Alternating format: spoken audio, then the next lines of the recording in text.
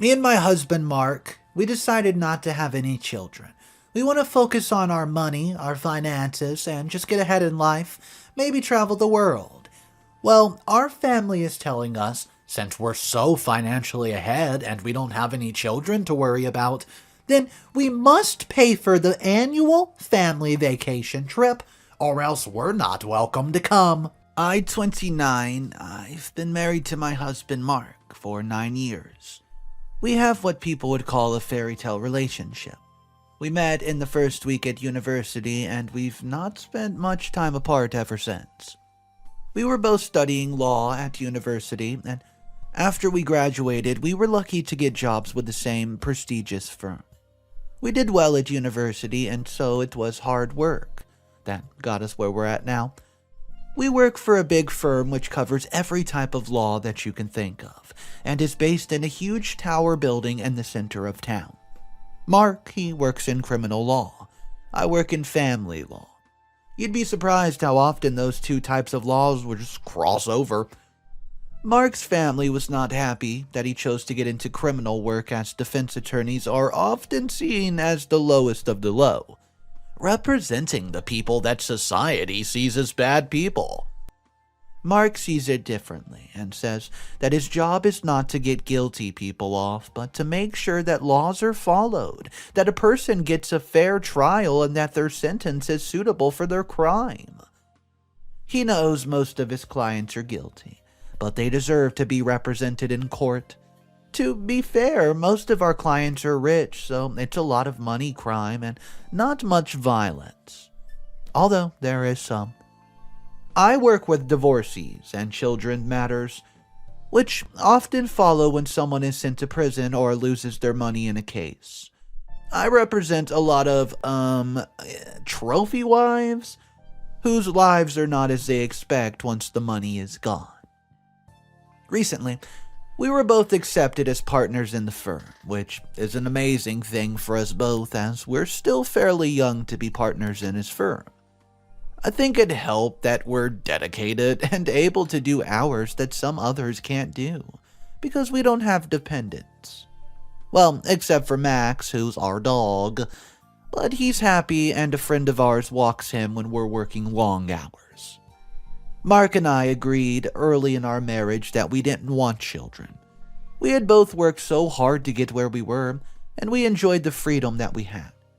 We have a good income and a fantastic house in a good area, and we're able to travel when we have time off work and explore the world, which is something we both love.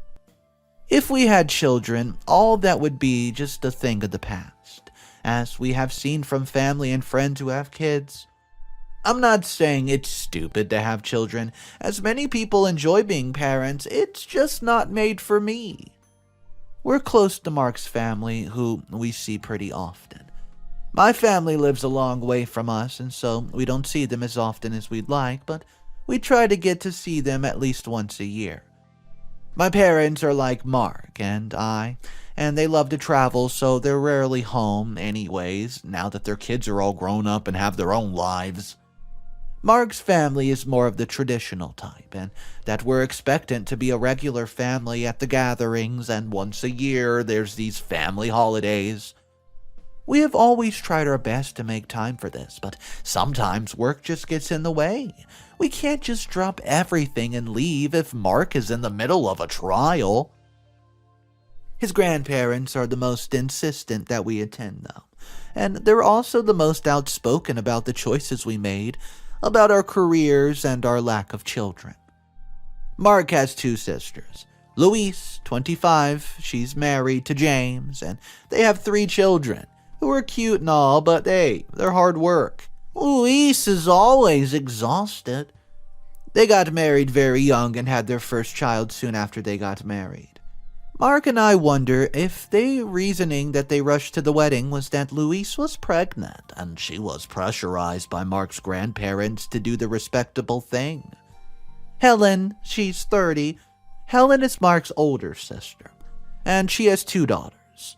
They're 10 and 12. She's a bit of a black sheep in the family, as she's, had her first daughter when she was just 18, and both her kids have different dads. neither of which she had a quote normal relationship with. Personally, I have no issues with this, but Mark's grandparents are a bit judgmental about everything. Mark's parents died in a car accident when Mark was young, and so his grandparents basically raised him and his sisters, which is why they have so much influence on him. I think that covers the family, so I'll get to the point of this. Recently, I've noticed that Mark's grandparents have been worse than normal when it comes to making comments about people. Last weekend, we all got together at their house, which is a large lakeside house and important to the story later on. It was a lovely summer weekend, and we were having lunch outside when the conversation came around to the annual family trip. We'd already been given the proposed dates, and both Mark and I were able to do the trip this year, which we were looking forward to as it was a place we've wanted to visit for a long time. We were not, however, expecting the conversation that came up. So, we were chit-chatting about general things when Mark's grandmother, Betty, casually says, "So now you're partners in that firm. I suppose you had a big pay raise?" We were caught off guard as we did not discuss finance as a rule. And it's obvious that we were not really, comfortable with the conversation, and it's obvious that we're comfortable financially. Helen in particular looked uncomfortable, as she does not like to talk about money or work, as she feels she's looked down on for waitressing. Mark just smiled at his grandmother and just told her we had, and that's where the conversation should have stopped. But oh boy, it didn't. Betty was looking at her husband, Harold, as if he mentally was nudging him just to say something that they had obviously discussed previous to us all getting together today. Harold nodded and started to talk. I was shocked at what they were saying. I can't remember it word for word, but this is the general overview of the conversation. Harold said that he and Betty had been thinking, and he thought that as Mark and I were being selfish and not adding to the family, we should contribute in another way. It was clear that we had a lot of income just sitting in the bank, and so he felt that it was only fair that for this holiday, Mark and I funded the entire trip for his siblings and their kid. I was stunned at what I was hearing. I said that we always spend money on everyone when we go on holidays. It's not like we go off and do our own thing when we're all together. Betty chimed in, saying that it was not fair that the grandchildren did not have the benefit of rich parents, and so we should provide for them if we're not going to have children of our own. Especially for Helen's kids, as she was not exactly a, quote, good role model for them, capable of earning very much. I was horrified on Helen's behalf, but she sat and took it. She's used to being spoken down to by her grandparents about her lack of a husband. Mark and I were shocked and said that we would have to talk things over a bit. Once back in the car, I said there's no way in hell that we're doing that. Mark said that his grandparents were correct, that we were financially a lot better off, and maybe we could contribute more to the holiday. Which I was fine with. That's not the issue. My main issue is that we are expected to pay for everything for the trip. We're going for 2 weeks, and that could get expensive for 7 adults and 5 children at a luxury resort. I mean, yeah, we're well off, but we're not millionaires, guys. I'm angry that we have been put in this position. What would you do? Mark's worried about upsetting his family, but he agrees, yes, it's too much. Do we say absolutely no, or try to find a compromise which we pay a bit more to help out? Please, guys, let me know. What's up, everybody? Mr. Reddito here. Today's story is a wild family drama. Could you imagine being put in that position? If you're new to the channel, what's up? My name's Mr. Reddito. I animate stories every day. If you're into this kind of thing, make sure you subscribe for daily videos, and let's check out update number 1. We decided not to make any more spur-of-the-moment decisions about what we would do, as we're well aware that the people make stupid mistakes when they act out of emotions and not on common sense. It is what keeps Marc busy at work. Stupid people making stupid decisions. I think I was angrier than Marc was, but as we talked, I could see that it was bothering him more than he was letting on. We went to bed without making any definite decision, said we would think about it for at least 24 hours before we acted. I read through the replies to my last post, and although the majority opinion seemed to be that we should not be expected to completely fund the entire family, there are a few who thought we should. I talked to my friends at work to see what they would do, and they were shocked that it even came up, especially as Marc's grandparents had put us on the spot in front of the whole family. While all the kids were too young to grasp what would have been suggested, Helen's daughters, on the other hand, are older, and so they would know what we were even talking about and asking to be done. To them, if we refuse, it'll look as though we're taking a luxury holiday away from them, where they would be able to do anything they wanted without the worry of having to pay. Unusually, when we go on a family holiday, we'll pay for some meals for the whole family and pay for some fun activities, but we've never considered paying for everything for numerous reasons. Firstly, Marc's grandparents are as wealthy, if not wealthier than we are. They own the huge lakeside house they live in and have a giant boat. There's no way they could not afford to pay more if they wanted to. But that's the issue. They don't want to. I feel as though I need to justify our decision because I know that we'll get some nasty comments like before, but this is not as simple as it looks to outsiders. I missed some facts in the first post as I was angry, but there's no reason why we should have to pay for everything other than Marc's grandparents trying to punish us for not having children.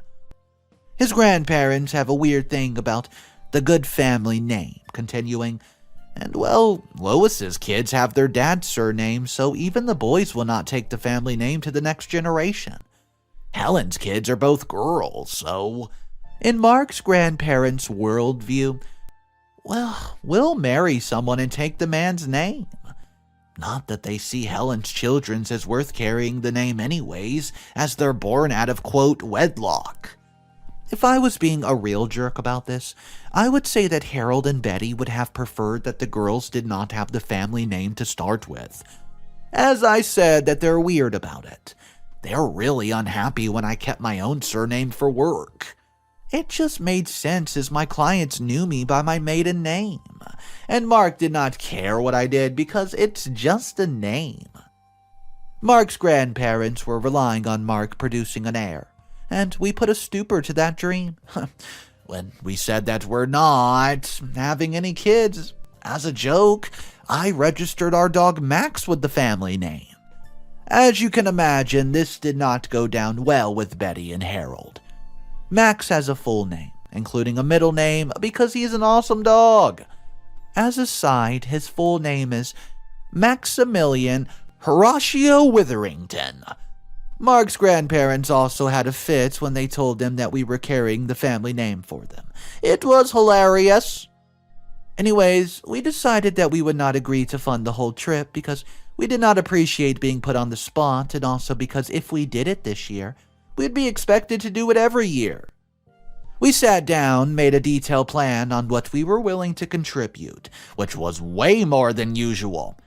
We then emailed that over to the family and waited.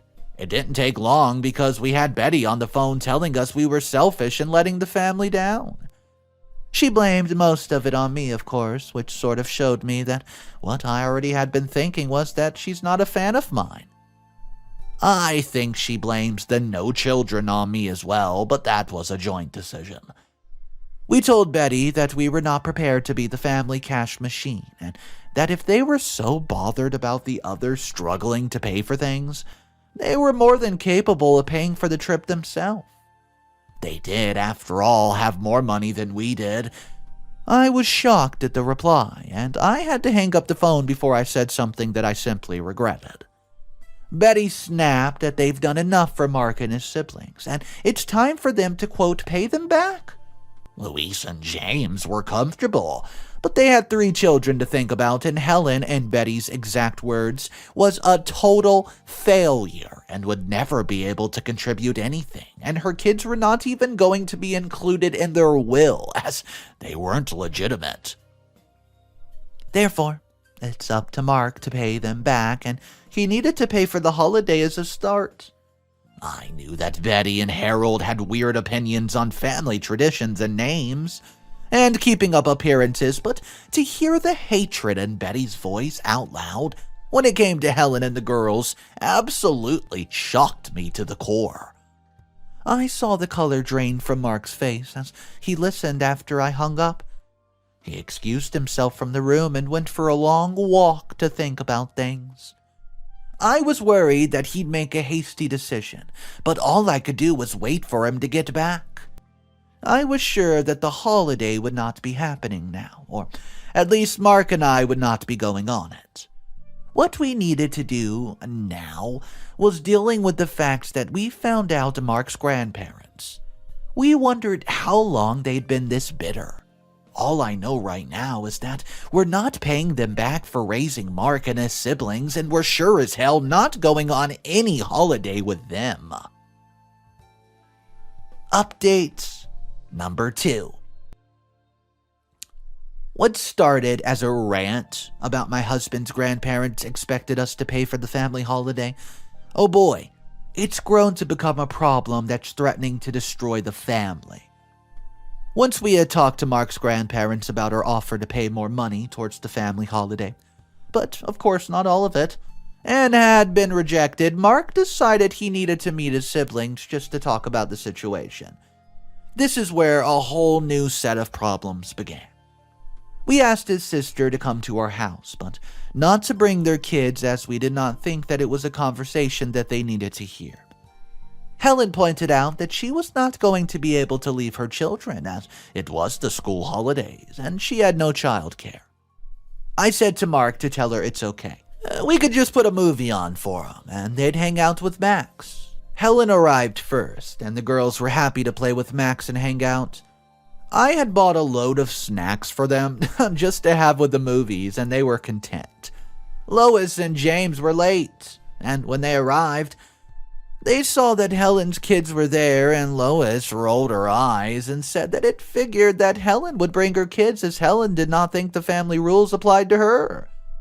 Helen looked hurt but did not reply, and I saw Marc frown. We didn't make a big deal of it, as we were trying to sort out a big issue.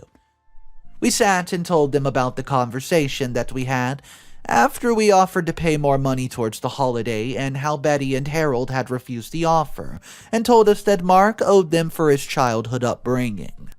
We didn't tell them that they said anything about Helen's children, as we were still trying to process that ourselves.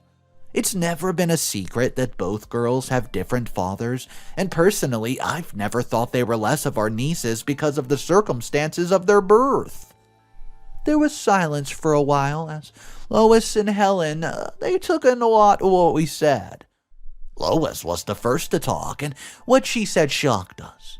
She said that if we had just shut up and stopped hoarding our money, none of this would have happened. She waved her hand around our house and asked us if we thought that we were something special, because we lived in this big fancy house, had good cars, and had a stupid dog instead of children. Would it have killed us to pay for the holiday as a treat for the rest of the family? James did not say a word, but I think he's slightly scared of his wife. Well, she was getting angrier and angrier as she talked and told us that we were ruining everything and that we needed to apologize to Marc's grandparents and make things right for the family. That's when Helen came to our defense and said that there's no reason why we should have to pay for any of them to go on some luxurious holiday. That's not how life works. Just because we've done well, that did not mean we had the obligation to pay for anybody. Well, Louis spat back that it would not be hard to do better than Helen had done because she was an embarrassment to the family and a terrible older sister. Helen just shook her head and said she was well aware of what Louise and her grandparents thought about her, but she did not care. It was her life and she was happy with the girls. Looking back at my marriage, I realized I had always preferred Helen, as she was kinder and was a brilliant mother to her children. She worked dead-end jobs to make sure they had everything they needed, and never asked for anything, even though her grandparents and brother were well off. She was a proud woman, and that made me respect her. In the end, our meeting just made things worse. It became obvious that Louise was very much on the side of her grandparents and not on the side of everybody else. Marc pointed out that she was comfortable and didn't need help financially, but Louise laughed and said that was hardly the point. Marc had more money, and he was supposed to share his good fortune, with the rest of the family, of course. I said, as your grandparents do with everyone. Well, Louise told me to shut up and keep out of these things that had nothing to do with me. We realized we weren't getting anywhere, and Marc said it's probably for the best if, well, they leave. In a final form of a temper tantrum, she had to yell out, "Fine, I'm going, but you should have just paid the dang holiday. It's not like her," pointing at Helen. "Kids are going to have much else in life. Grandma told me they're not even in the will because they're not even legitimate. They're just little rats." Just as the word rat left her mouth, we noticed Helen's eldest daughter, Carly, standing in the doorway with Max next to her. She managed to say, "I think Max wants some water," before bursting into tears and running from the room. Helen exploded and launched herself at Louise, but James and Marc got in between them in the nick of time. I went after Carly and did not hear what was said after that, but I heard Louise and James' car squeal as they sped out of the driveway. It was at that point that I realized that my priorities had been a bit off, and I needed to make that right. I can't say what I'm going to do because I've not really talked to Marc and Helen, but things have to change.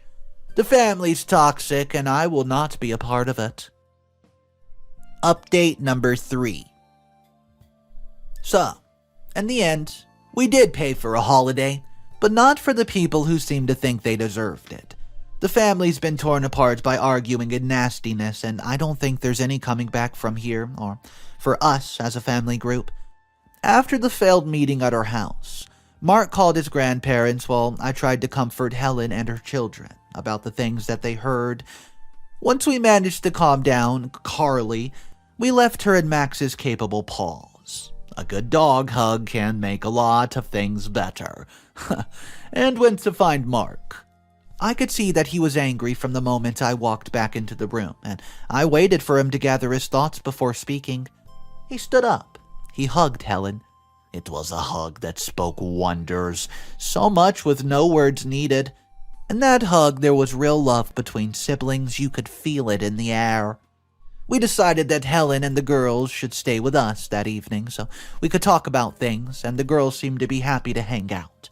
We have a pool and some game rooms and whatnot, so they were having a blast. And once we reassured Carly that she had done nothing wrong, Helen was upset, but she said that deep down she had always known how they felt and thought she was better than Helen because Helen did not have a husband or a steady career. Helen had her children when she was young, and as a single parent, she had to work twice as hard. I always wondered why she took waitressing jobs, as they weren't very good pay, but Helen said she had taken jobs so that she would work around when the girls were in childcare. Or she could get a babysitter and whatnot, so you know how bad it feels when you realize that you have neglected to help a relative because you're always too busy or too caught up in your own life? This is what Marc and I have done. Marc admitted he had never thought about how hard Helen must have had it from such a young age, and he asked why she had not gone to college when the kids got older. Helen just laughed and said, how would she do that? She could not run up a mountain of debt with 2 kids and part-time jobs. Marc assumed that she would have a college fund, as both he and Louise had one, but Helen said that once she and Carly and was unmarried, their grandparents had stopped and didn't support her anymore. Well, that was why she worked dead-end jobs and lived in a bad area. She asked if we have not realized this ever. Well, Louise was aware, and she assumed Marc was as well too. We had no idea.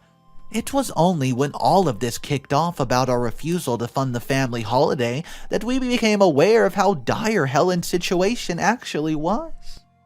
Well, I realized at this point that although I stand by the fact that Marc and I were not wrong for refusing to pay for the family holiday, we were wrong to not notice that Helen was suffering and struggling to make ends meet. She had taken loans to attend previous family holidays, and we just assumed that Marc's grandparents were paying for her to go.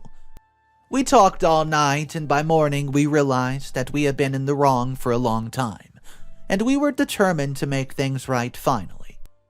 Marc tried to talk to both his grandparents and make them see that they were wrong in both their treatment of Helen and their jealousy of us, making them demand that we use our money to pay for things that could easily be afforded from all of us.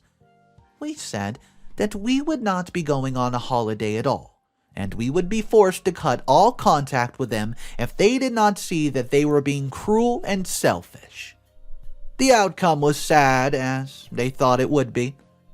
The family split in two, and because Louise had always been the golden child, of course she took her grandparents' side. Oh yeah, and she's pregnant again. She happily told us when we tried to talk to her.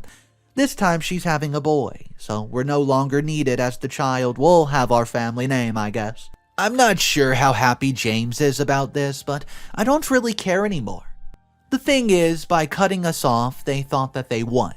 But sometimes life has a habit of throwing some well-deserved karma at people. As I said, we did go on a holiday.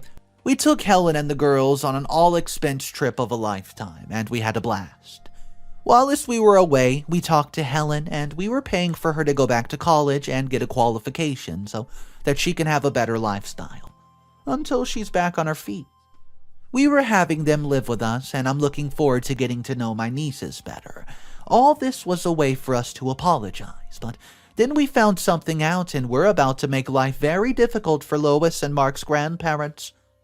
As I said, Marc's parents died when he was very young, and so his grandparents stepped in and took things over. As such, they got the ability to use Marc's parents' money to raise the children. This was not a small amount at all, as his dad was from a rich family. I mentioned in passing that it seemed weird that provision had not been made in his parents' will to provide college funds for the children if anything happened to them, and that surely Helen would have a fund if Marc and Louise had one. Marc's grandparents had always said that college fund was left for them in the will. I asked what his parents' will had said, and Marc realized he had no idea, which is not great for a lawyer not to have checked. Following our conversation, we contacted the family lawyer and asked for a copy, and what would you know? His grandparents had not followed the will at all, not even close.